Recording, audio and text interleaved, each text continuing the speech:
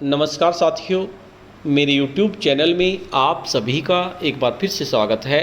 साथियों, निपुण भारत मिशन के अंतर्गत 22 सप्ताह की कार्ययोजना जारी कर दी गई है। आज की इस वीडियो में हम जानेंगे कि पहले सप्ताह के चौथे दिन अर्थात 4/8/2022 को कक्षा 3 के बच्चों को भाषा और गणित में क्या क्या कार्य कराना है। वीडियो को शुरू करने से पहले मैं आपको बता देना चाहता हूं, अगर आप चाहते हैं इस तरह की इन्फॉर्मेटिव वीडियो आपको एक प्लेटफार्म पर मिले तो उसके लिए मैंने इन्फॉर्मेटिव वीडियो व्हाट्सएप ग्रुप और इन्फॉर्मेटिव वीडियो टेलीग्राम ग्रुप बनाए हुए हैं। आप चाहें तो मेरे ग्रुप से जुड़ सकते हैं। ग्रुप का लिंक आपको वीडियो के डिस्क्रिप्शन बॉक्स में मिल जाएगा, जिस पर क्लिक करके आप मेरे ग्रुप से जुड़ सकते हैं।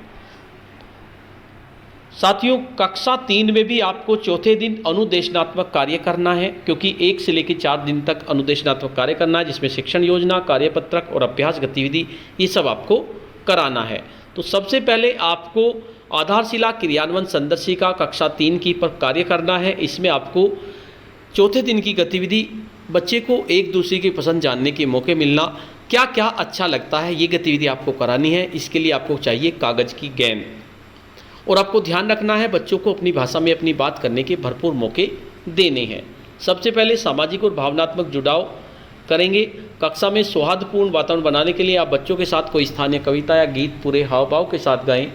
इसके लिए 5 से 7 मिनट का समय दें। सभी बच्चों को एक गोल घेरे में बिठा लें ताकि एक दूसरे को आसानी से देख सकें। बच्चों को बताएं कि आप किसी एक बच्चे को कागज़ की गेंद देंगे। जिसके पास भी कागज़ गेंद होगी उसको अपने मनपसंद खाने की चीज़ के बारे में बताना होगा और फिर गेंद अगले साथी की ओर बढ़ानी होगी। अपनी मनपसंद खाने की चीज़ के बारे में बात करने के दौरान वे इन बिंदु पर बात कर सकते हैं। मनपसंद खाने की चीज़ का नाम, कब कब और कहाँ खाते हैं, कौन बनाता है, किसके साथ मिलकर खाते हैं, इसे बनाने का तरीका क्या है, इससे जुड़ी कोई बात, यादें आदि। गतिविधि की शुरुआत आप स्वयं से करें और अपनी मनपसंद खाने की चीज़ के बारे में उपरोक्त बिंदु पर बात करें। इससे बच्चों को पता चलेगा कि इस विषय पर वे क्या क्या बोल सकते हैं।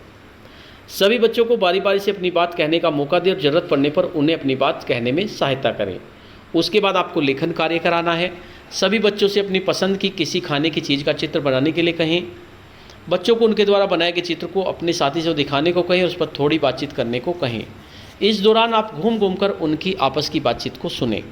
फिर किन्हीं 3-4 बच्चों से सभी के साथ अपने चित्र पर बातचीत करने को कहें।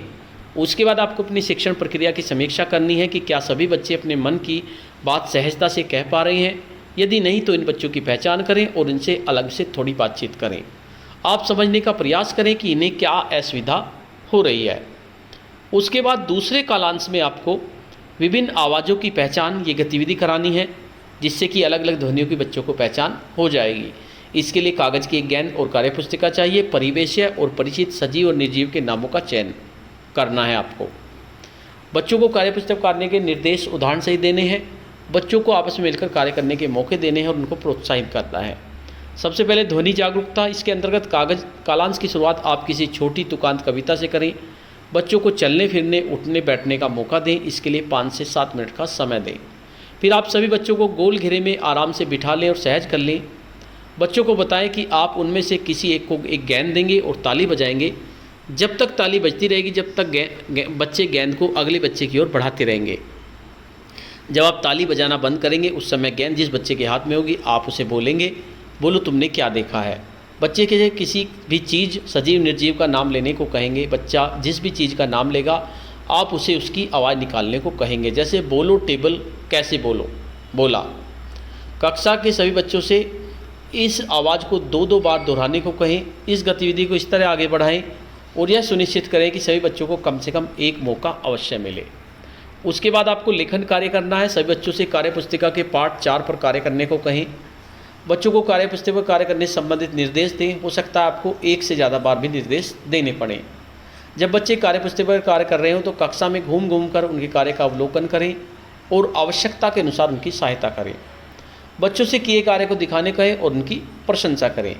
इसके साथ साथ आपको अपनी शिक्षण प्रक्रिया की समीक्षा भी करनी है कि क्या सभी बच्चों ने कार्यपुस्तिका पर कार्य पूरी तरह से किया है। जिन बच्चों को कार्य करने में परेशानी हो रही है उनकी पहचान करें, उनसे बातचीत करें और प्रोत्साहन दें। उसके बाद आपको तीसरे कालांश में बुक से पठन कराना है, जिसमें आपको शेर की गुफा ये कहानी बच्चों को पढ़ानी है। तो इसमें आपको कालांश की शुरुआत आप किसी छोटी कविता से करें। बच्चों को चलने फिरने उठने बैठने का मौका दें, उसके लिए 5 से 7 मिनट का समय दें। फिर आप सभी बच्चों को गोल घेरे में आराम से बिठा लें और सहज कर लें। पिछले दिन हुई चर्चा को दोहराओ, कुछ प्रश्नों को पूछकर करें। फिर आप बच्चों से उनके साथ साथ साझा पठन कहानी पढ़ने को कहें। पढ़ने के दौरान आप उन जगहों पर रुकें जहाँ बच्चे कहानी या चित्रों के आधार पर खुद ब कुछ शब्द जोड़ सकें। इस प्रक्रिया को 2 से 3 बार दोहराएं। आप बच्चों से कहानी पर बातचीत करें और कुछ नए खुले छोर के प्रश्न पूछें। जिन कठिन अपरिचित शब्दों को आपने पिछले दिन कार्य किया था उन पर आप फिर से बात करें। कुछ नए बच्चों से इन शब्दों से वाक्य बनाने का मौका दें। बाद में कक्षा के 5-6 बच्चों को बुलाकर बिग बुक पढ़ने को कहें।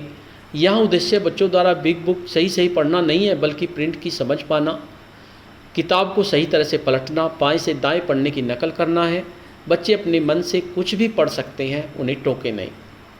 आखिर में चार्ट पेपर लिखे शब्दों से को बच्चों से पढ़ने को कहें। इन शब्दों को बोर्ड पर लिखकर भी बच्चों से इनको पढ़ने का अभ्यास करवा सकते हैं। कोशिश करें कि नए बच्चों को इस पर कार्य करने का मौका दें। आपको अपनी शिक्षण प्रक्रिया समीक्षा भी करनी है। क्या सभी बच्चे साझा पठन में हिस्सा ले रहे थे? यदि नहीं तो उन बच्चों की पहचान करें, उनसे अलग से बात करें, समझने का प्रयास करें उन्हें क्या परेशानी हो रही है। इसके साथ साथ आपको कार्यपुस्तिका पंखुड़ी 3 पर भी कार्य करना है, जिसमें आपको पाठ 4 करना है। बिंदुओं को मिलाएं और रंग भरें। ये बिंदु मिलाने हैं और उनमें रंग भरने हैं। बच्चे रंग की जगह पेंसिल का उपयोग भी कर सकते हैं। उड़ने वाली चीज़ों के चित्रों पर सही का निशान लगाना है। जो उड़ती हूँ इनका उपयोग कौन करता है, अपने साथी को बताए। अपने दोस्त का चित्र बनाना है। तो ये कार्य आपको भाषा में कराना है। उसके बाद आपको गणित में भी अनुदेशनात्मक कार्य ही कराना है। शिक्षण योजना, कार्यपत्रक और अभ्यास गतिविधि। क्योंकि इसमें आपको कोई भी शिक्षण योजना नहीं दी गई है, केवल 3 शिक्षण योजना दी गई हैं आधारशिला क्रियान्वयन संदर्शिका में, जिनको आप पहले से ही करवा चुके हैं पहले 3 दिन। तो आप फिर दोबारा से आज तीनों शिक्षण योजना को रिवाइज कर सकते हैं। इसके साथ साथ 3 गतिविधि भी आपने करा ली हैं। इन अभ्यास गतिविधि 1 से 9 तक की संख्याओं के मान को समझ सकें। अभ्यास गतिविधि 2 1 से 9 तक की संख्याओं के प्रतीकों को समझ और लिख सकें। और अभ्यास गतिविधि 3 शून्य की अवधारणा को समझ सकें। आपको तीनों गतिविधि फिर दोबारा से बच्चों को रिवाइज करानी है आज। और जब आप इसको रिवाइज करा लेंगे तीनों गतिविधि को, उसके बाद आपको कार्यपुस्तिका अंकों का जादू इस पर कार्य कराना है। देखिए, अभ्यास कराना था, अभ्यास गतिविधि कराना था 1 से लेकर 4 दिन तक। तो आपको मैंने सीख लिया ये अभ्यास आपको आज कराना है। इसमें संख्या लिखिए, बच्चे संख्या लिखेंगे, सही पर टिक और गलत पर क्रॉस का निशान लगाएंगे बच्चे। उसके बाद दी गई संख्या के बराबर नीचे बॉक्स में गोले बनाएं। 0 7 8 3 तो 0 की समझ बच्चों को हो जाएगी। जो गलत है उसे गोले बनाकर सही करें। जैसे 8 है, इसमें 4 गोले दिए गए, 4 गोले और बनाएंगे। इसमें 3 के नीचे 2 गोले दिए गए, 1 गोला और बनाएंगे। समान संख्या के अनुसार चित्रों का मिलान करना है। जो भी समान संख्या होगी उनका मिलान बच्चों से कराएं। तो इस तरह से आपको कक्षा 3 में कार्य कराना है। तो साथियों, आज की वीडियो में इतना ही। आपको यह वीडियो कैसी लगी? अगर आपको वीडियो अच्छी लगी तो इस वीडियो को लाइक करें, शेयर करें, वीडियो पे कमेंट्स करें। और अगर आप मेरे चैनल पे नए हैं, पहली बार मेरे चैनल को देख रहे हैं, तो चैनल को सब्सक्राइब कर लें और बेल के आइकन को प्रेस कर दें, जिससे कि आपको नेक्स्ट वीडियो का नोटिफिकेशन मिल सके। धन्यवाद।